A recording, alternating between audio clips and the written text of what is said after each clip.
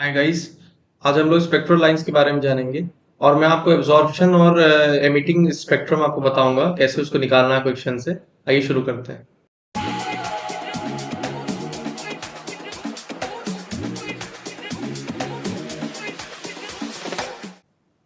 देखिए, डिटेल में आप स्पेक्ट्रल लाइंस के बारे में अपने टीचर जो आपको पढ़ाएं उसको जानिएगा।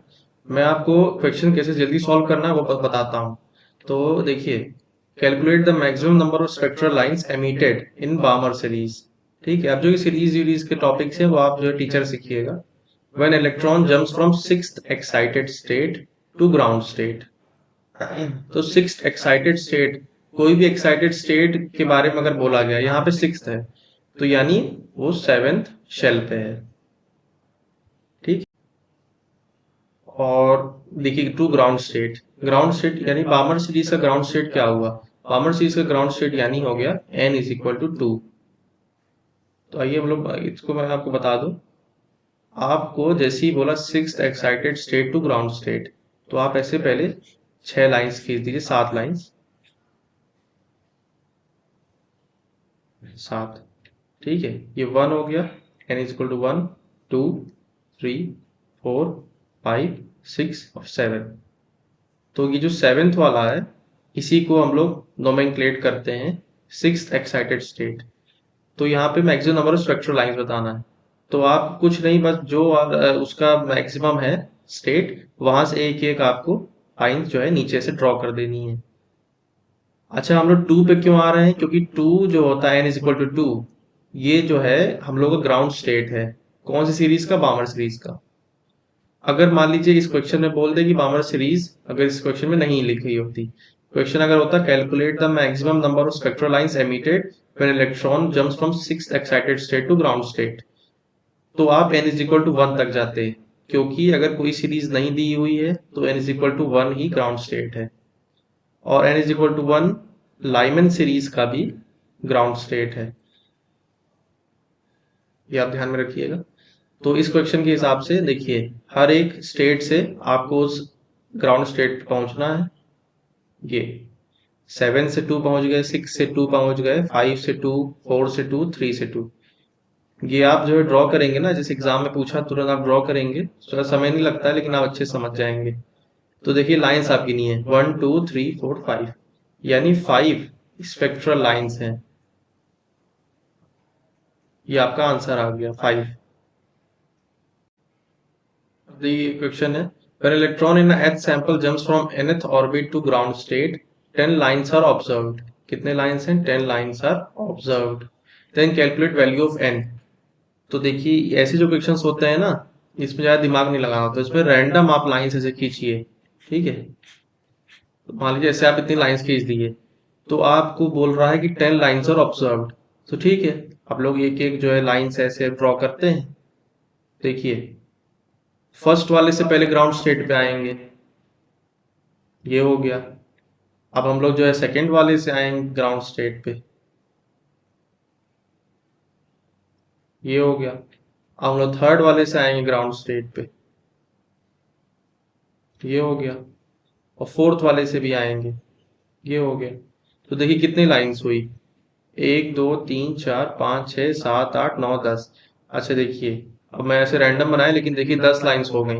10 लाइंस और ऑब्जर्व बोला था, और nth और nth ऑर्बिट से ग्राउंड स्टेट आना था। तो ये देखिए, n is equal to 1, n is equal to 2, 3, 4, 5। इसका मतलब जो nth ऑर्बिट है वो फिफ्थ ऑर्बिट थी। तो वैल्यू ऑफ n जो है आपकी आ जाएगी 5 आंसर में। और क्योंकि देखिए, आपको जैसे मैं सिखाया कि आपको रैंडम बनाना है, आप खूब सारे ऐसे लाइंस बनाइए ऑर्बिट्स को, और आप जो है एक एक ऑर्बिट से एक्साइटेड स्टेट से ग्राउंड स्टेट पे लाइंस को लाइए। तो जहां पे भी आपकी 10 लाइंस पूरी हो जाए, तो आप समझ जाइए कि वो आपको वहां से एक वैल्यू निकालनी है।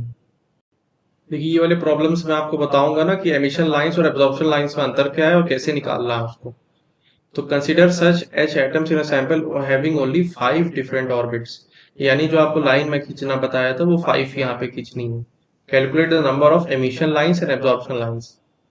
देखिए, जो पुराने हम लोग अभी 2 क्वेश्चन करके आए हैं उसमें हम लोग एमिशन लाइंस निकाल रहे थे। तो वो तो सिंपल आपको आ ही गया होगा। ऐसे 5 आप बनाइए और आपको बताना है number of emission lines.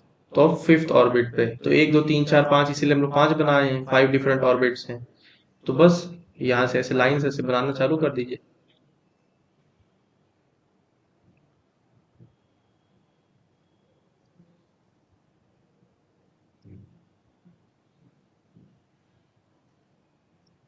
Ten आ गया, तो ये एमिशन लाइंस आपकी 10 हो गई।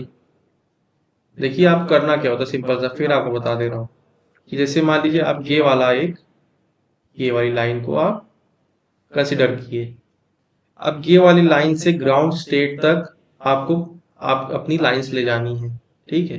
तो ये वाली पहली लाइन आप ले आए, उसके बाद नेक्स्ट वाले से आप ले आए, फिर उसके नेक्स्ट वाले से, उसके नेक्स्ट वाले से। फिर अगर आप इसको कंसिडर कर लिए, ये वाली इसको n is to fourth orbit को, तो आप इससे लाइन ले आए, उसके नेक्स्ट वाले से ले आए, उसके नेक्स्ट वाले से। तो ये इस सीक्वेंस में आपको लाइन बनानी होती है। इसी तरीके से एब्जॉर्प्शन लाइंस हम लोग सीखते हैं। देखिए 5 डिफरेंट ऑर्बिट्स हैं, तो पहले तो आपको ये जो लाइन खींचने का मैं आपको बताया था वो तो सेम स्टेप है। इसमें भी आप 5 ऐसे लाइन खींच लिए, लेकिन अब एब्जॉर्प्शन लाइंस को सीखने के लिए आपको सिंपल सा ये देखना है कि आपको नीचे से एक ऐसी लाइन खींचनी है, फिर ऐसे आपको ले जाना है, फिर ये और ये। तो यानी एब्जॉर्प्शन लाइंस आपकी आ गई 4। एमिशन लाइंस तो आसान है, आपको अभी तक मतलब सीख भी लिए होंगे। एब्जॉर्प्शन लाइंस में आपको सिर्फ ये ध्यान रखना है कि जो ये इलेक्ट्रॉन्स होते हैं ये एब्जॉर्ब होंगे, तो आपको सिर्फ जो ग्राउंड स्टेट वाली लाइन है इससे एक एक लाइन आपको ऊपर ले जाना है और वहां पे डिक्रीजिंग ऑर्डर में रखना है। सिंपल सा है, ये ट्रिक के रूप में आपको बता रहा हूँ। इसमें आपको जो सही साइंटिफिक वे आपको ऐसा मैं नहीं यूज कर रहा हूँ, इसीलिए जो साइंटिफिक वे में आप या कन्वेंशनल मेथड सीखेंगे वो आपके टीचर्स आपको बताएंगे। आपको तुरंत क्वेश्चन करने के लिए आप ऐसा याद कर सकते हैं। तो आज की इस वीडियो में इतना ही। ऐसी और टिप्स एंड ट्रिक्स जानने के लिए चैनल को सब्सक्राइब कर लें। Thank you.